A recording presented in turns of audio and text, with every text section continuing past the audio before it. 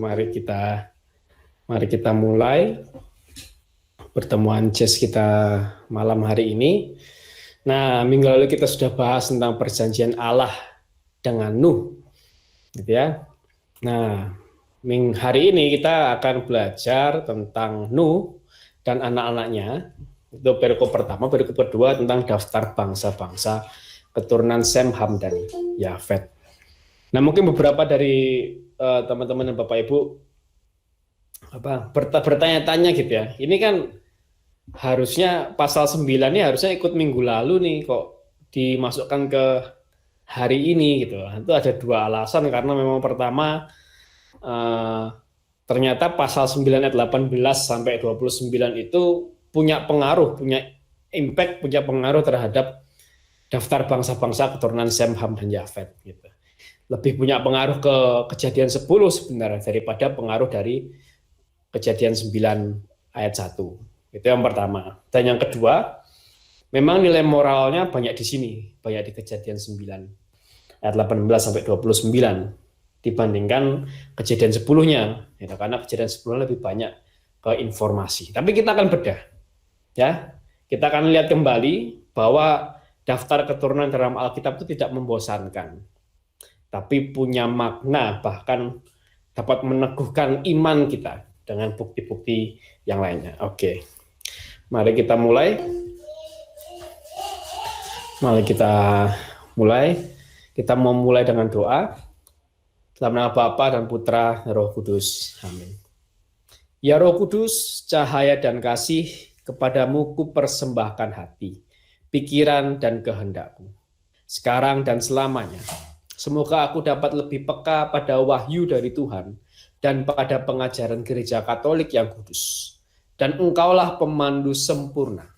Semoga hatiku senantiasa berkobar oleh kasih dari Allah dan kasih terhadap sesama.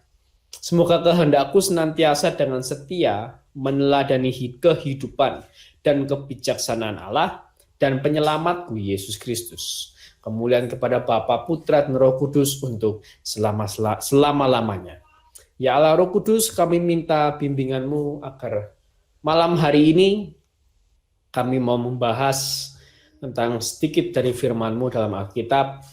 Terangi hati pikiran kami minta roh hikmat, roh pengertian, dan roh nasihat agar kami sungguh-sungguh bisa mengerti dan membedah apa yang ingin Kau firmankan kepada kami melalui perikop yang akan kami bahas malam hari ini.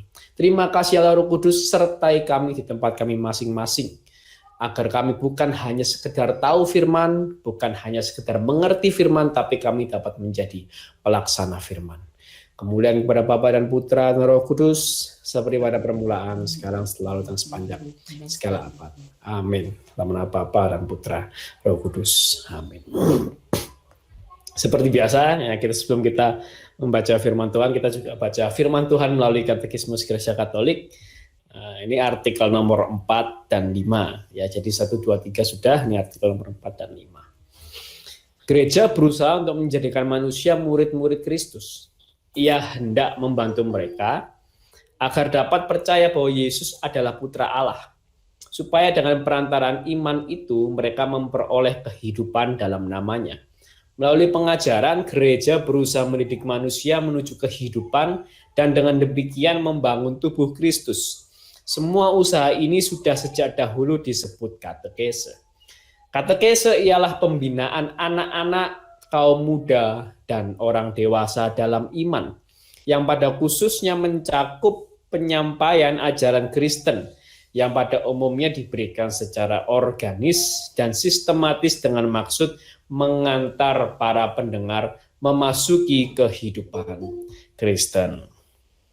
Nah, ini Katekismus Gereja Katolik, artikel 4 dan 5. Nah, mari kita baca firman Tuhan yang kita bahas malam hari ini dari Kejadian 9 ayat 18 sampai Kejadian 10 ayat 32. Ini saya singkat ya, judulnya untuk dua perikop ini, Nuh, anak-anaknya, dan keturunannya. Nah, seperti biasa, kali ini saya bacakan yang genap, ayat nomor yang genap, dan Bapak Ibu teman-teman di Google Meet Saya minta tolong untuk bacakan ayat yang ganjil. Anak-anak Nuh yang keluar dari Bahtera ialah Sem, Ham, dan Yafet. Ham adalah bapa Kanaan. Yang tiga inilah anak-anak Nuh, dan dari mereka inilah tersebar penduduk seluruh bumi. Nuh menjadi petani. Dialah yang mula-mula membuat kebun anggur. Setelah ia minum anggur, mabuklah ia, dan ia telanjang dalam kemahnya. Maka Ham, bapa Kanaan itu melihat aurat ayahnya, lalu diceritakannya kepada kedua saudaranya di luar. Sesudah itu, Sem dan Yafet mengambil sehelai kain dan membentangkannya pada bahu mereka berdua, lalu mereka berjalan mundur. Mereka menutupi aurat ayahnya sambil berpaling muka, sehingga mereka tidak melihat aurat ayahnya. Setelah Nuh sadar dari mabuknya dan mendengar apa yang dilakukan anak bungsunya kepadanya, berkatalah ia, Berkatalah ia, terkutuklah Kanaan, hendaklah ia menjadi hamba yang paling hina bagi saudara-saudaranya.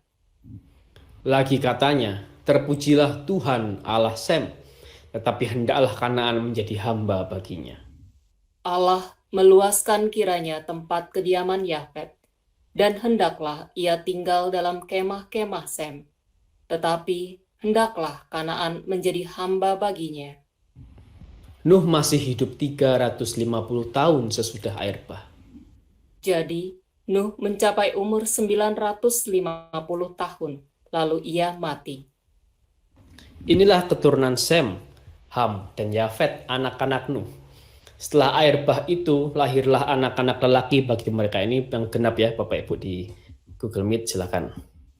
Keturunan Yafet ialah Gomer, Magog, Madai, Yawan, Tubal, Mesek, dan Tiras.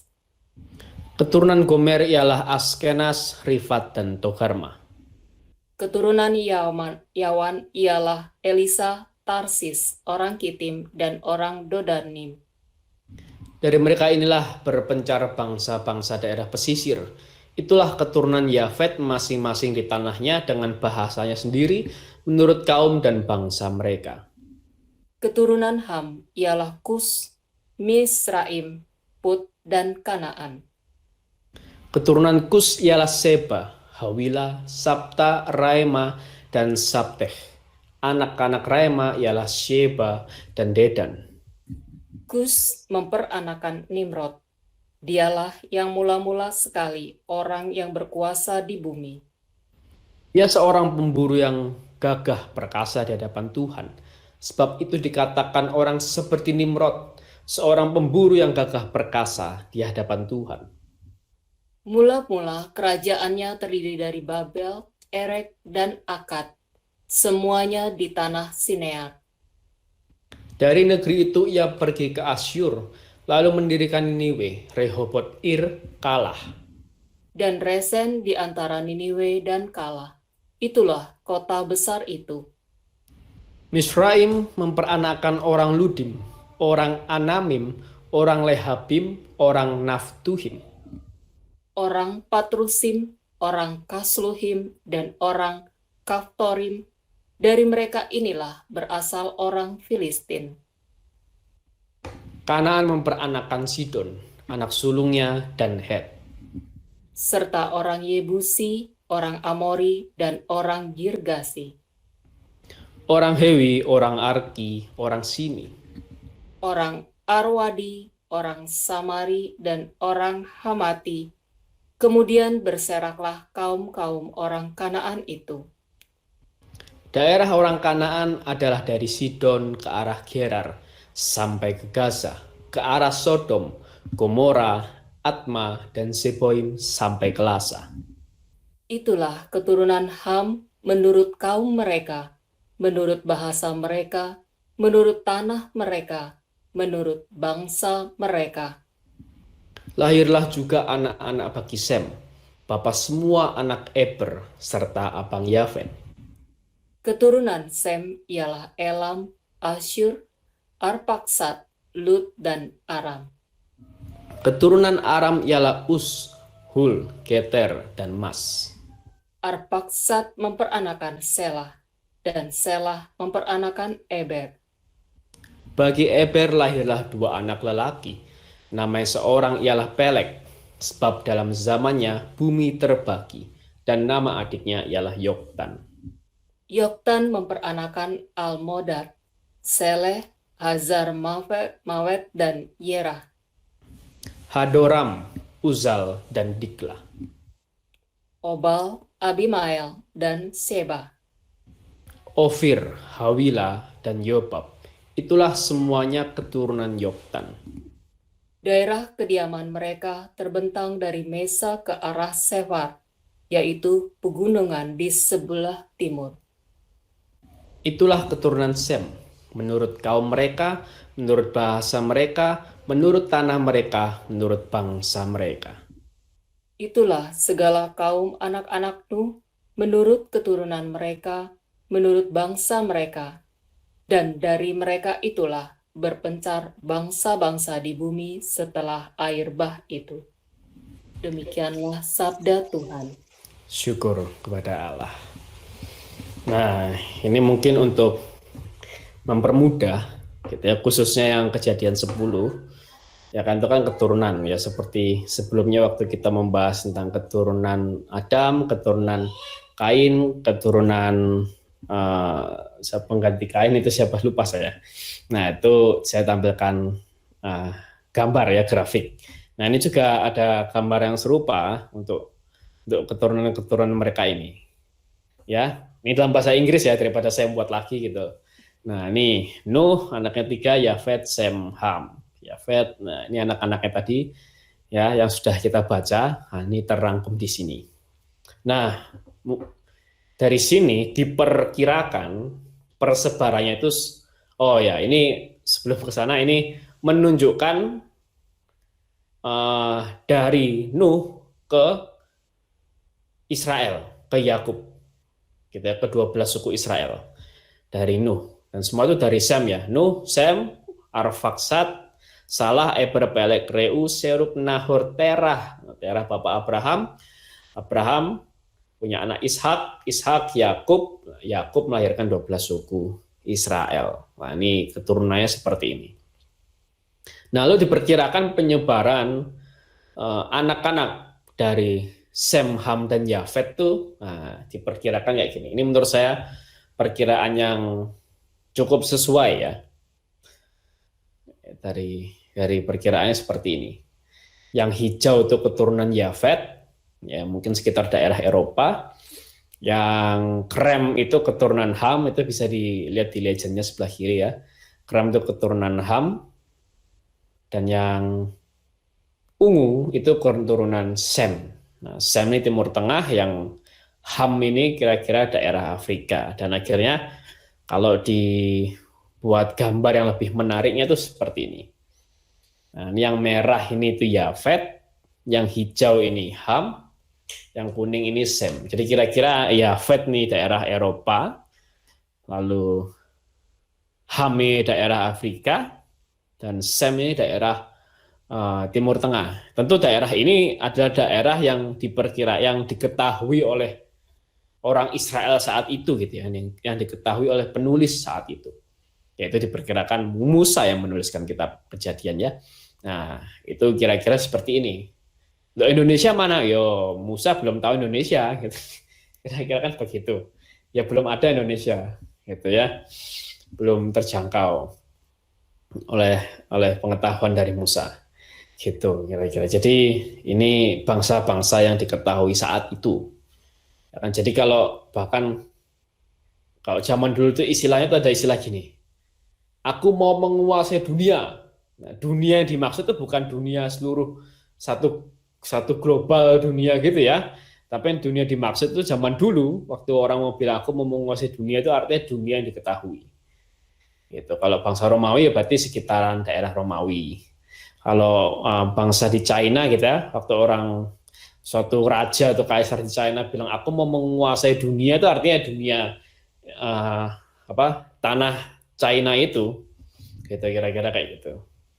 Nah, ini dunia yang diketahui oleh penulis Kejadian itu seperti ini kira-kira. Nah, ini semoga dengan ini bisa mempermudah pembahasan kita hari ini. Nah, dari sini kira-kira apakah bagian mana yang menarik? Boleh, monggo silakan, mau sharing, mau kesaksian, mau pertanyaan, gitu. Mau satu ayat, mau kesimpulan, boleh silakan. Bagi yang baru masuk, kita bahas Kejadian 9 ayat 18 sampai Kejadian 10 ayat 32 ya. Monggo silakan siapa yang mau men-sharingkan.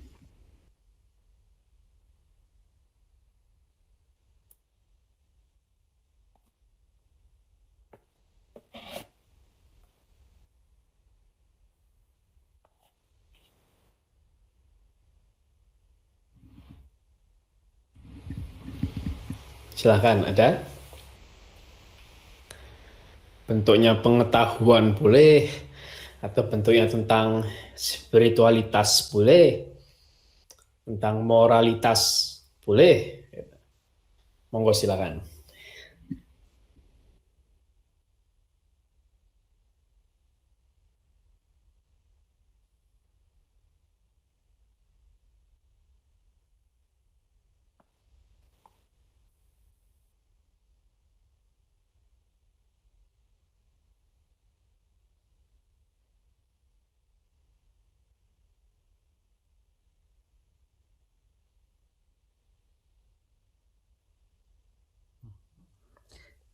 Udah gua aja bro.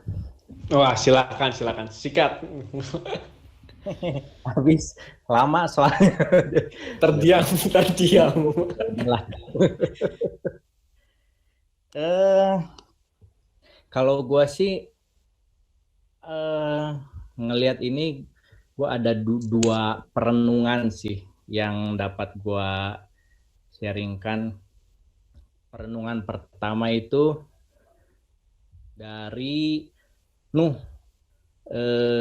Ternyata saya juga baru sadar ya, Nuh itu termasuk orang tua yang rada-rada rada-rada gemblung juga. Terus yang kedua itu perenungan kedua gua ternyata ya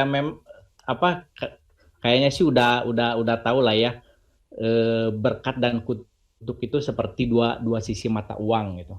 Itu tidak bisa dipisahkan, satu dengan yang lain itu selalu mengikuti kita gitu. Oke, yang pertama yang Nuh dulu. Nah, si Nuh itu kan jadi bapak segala bangsa ya. Saya juga baru merenung, ya dia tuh jadi bapak segala bangsa sebenarnya. Mungkin kalau Abraham itu bapak segala bangsa orang beriman kayaknya ya, menurut gua. Tapi kalau Nuh itu benar-benar bapak segala bangsa, benar-benar, karena itu kan dari nol lagi kan, semua udah lenyap. Jadi tapi jadi bapak segala bangsa, ternyata dia punya salah satu kesalahan terbesar yang tidak boleh dilakukan oleh orang tua sampai generasi kita sekarang ya. Apakah itu? Yaitu dia mengutuk anaknya sendiri gitu. Ya kita nggak boleh lah ya ngutukin anak sendiri gitu. Sekurang aja ya. Saya setuju si Ham bener-bener bejat, anak bener-bener kurang ajar. Saya sangat setuju. Cuman kalau saya kasarnya ya, saya lebih baik gaplok anak gua gitu ya, daripada ngutuk anak gua sendiri. Gua itu kalau saya kan ngajar tuh lumayan galak gitu ya, suara saya keras gitu ke murid-murid gitu. Suara saya keras, tapi saya selalu sangat-sangat menjaga ucapan gua itu tidak tidak ada keluar kata-kata kutuk gitu ke murid-murid gua dan ke anak-anak gua dan ke anak gua sendiri gitu. Karena ya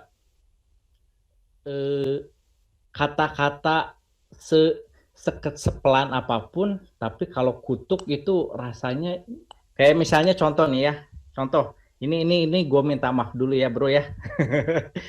ini gue contohin dulu ya. Misalnya Albert ya, Albert, goblok Siap, lu. siap.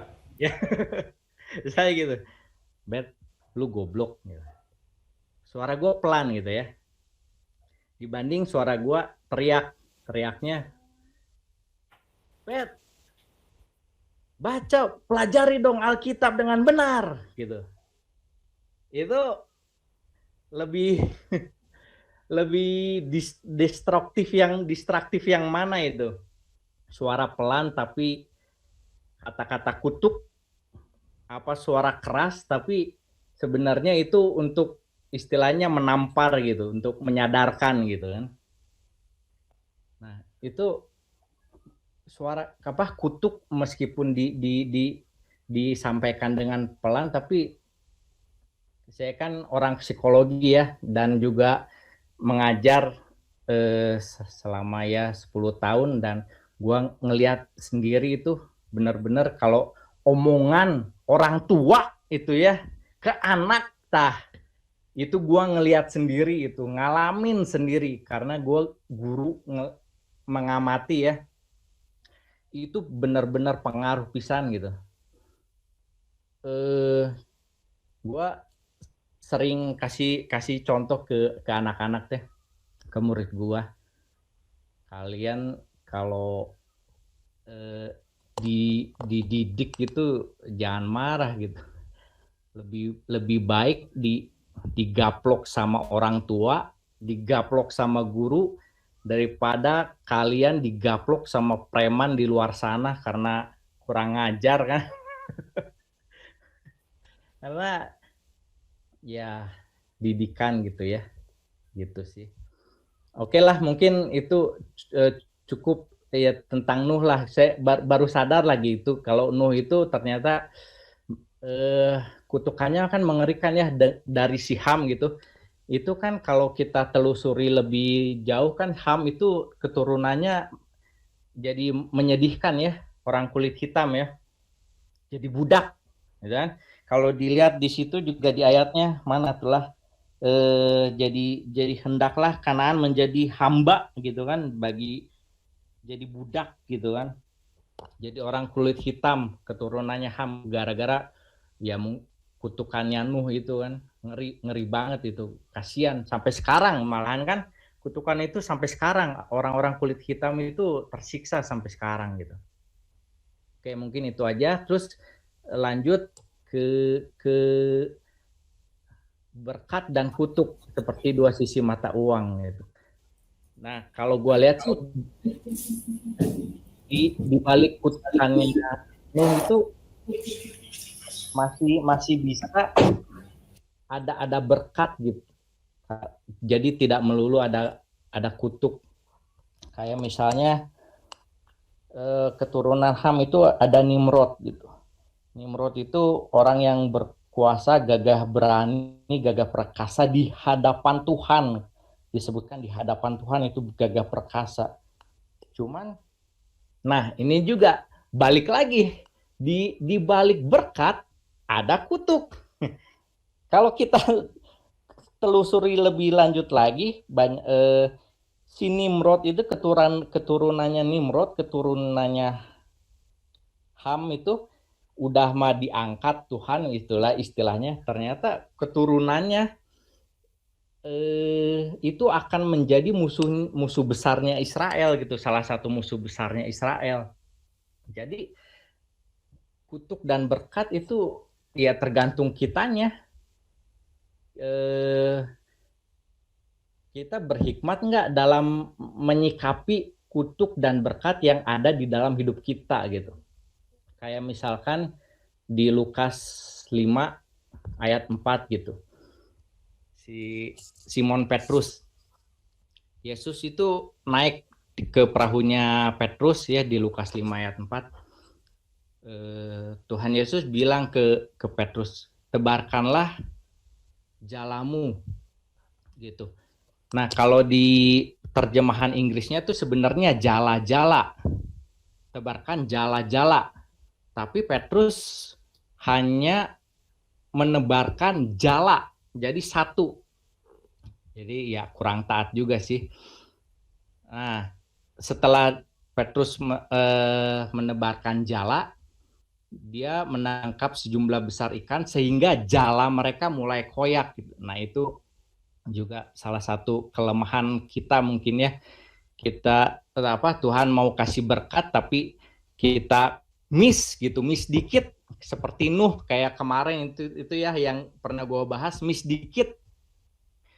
Jadi jalanya koyak. Jadi berkat Tuhan tidak full diterima oleh Petrus karena koyak, ikan-ikan pasti banyak yang lari gitu, banyak yang kabur karena koyak gitu. Nah, apa yang terjadi? Perahu mereka itu mau tenggelam, oleng karena saking banyaknya ikan-ikan itu. Nah, apa yang menyebabkan perahu Petrus hampir tenggelam? Itu bukan badai, itu bukan angin puting beliung gitu ya, bukan malam hari, bukan petir menyambar gitu mengerikan, tapi itu mereka tenggelam itu di siang hari dengan angin yang tenang, dan mereka hampir tenggelam itu karena berkat Tuhan, karena ikan yang sangat banyak itu mereka hampir tenggelam. Ya untungnya mereka berhikmat, makanya itu kita harus benar-benar berhikmat dengan berkat Tuhan, karena kalau kita tidak berhikmat dengan berkat Tuhan, ya amit-amit bisa jadi kita tenggelam dengan berkat Tuhan malah menjadi kutuk. Kalau Petrus nggak manggil teman-temannya buat bantu, buat bagi-bagi ikan, itu perahu pasti tenggelam. Kalau Petrus serakah, tidak panggil teman-temannya untuk sharing, itu perahu pasti tenggelam itu, dan bukannya berkat yang didapat tapi kutuk yang didapat. Dan begitu pula sebaliknya gitu. Kalau ada kutuk yang kita terima, kalau kita berhikmat, kita bisa menjadikan kutuk itu menjadi berkat gitu. Contohnya, lu tahu Pele, bro? Apa? Pemain bola. Siapa? Pele pemain bola. Brasil. Oh, Pele, ya. Nah, Pele itu Aku tahu. ternyata itu nama ejekan. Teman-temannya menghina dia, kan nama aslinya siapalah, saya juga rada lupa nama aslinya. Nah, teman-temannya itu menghina si itu lupalah, dengan sebutan Pele gitu. Cuman ya itu, karena dia kerja keras, berhikmat, dia tidak down, tapi dia menjadikan kutuk itu ya menjadi cambuk, menjadi penyemangat gitu. Jadi dia menunjukkan kepada orang-orang yang menghina itu, nih Pele yang lu hina-hina nih ya, sekarang gua jadi pemain besar gitu. Kayak gue contohin juga ke anak-anak, kalau kalian dihina, misalnya disebutan endul, misalnya endul. Ya jadikan hinaan itu jadi kekuatan kalian gitu. Bisa jadi kalian bikin restoran, mungkin restoran bakso endul. Nah, biar kalian tuh bisa, ya dalam tanda kutip, show off gitu, nih yang kalian hina nih endul nih sekarang gue punya Gembul. nih bakso endul misalnya gitu. Contoh di Alkitab ya udah jelas ya, best lah ya. Gue pernah sharing kan di PD ya, waktu itu di rumahnya Dito ya bro, sedikit Yabes. Yabes itu artinya kan kesakitan. Tapi itu Yabes itu benar-benar diberkati berlimpah-limpah sama Tuhan, dijaga sama Tuhan. Padahal nama Yabes itu kan artinya kesakitan. Orang-orang manggilnya, "Woi, pesakitan, woi, orang sakit," gitu kan manggilnya. Tapi dia mengubah kutuk yang dia terima itu jadi berkat yang luar biasa gitu. Paling itu aja sih bro. Sorry kelamaannya. Mantap kok. Semakin jelas. Gitu Siap. ya, bro.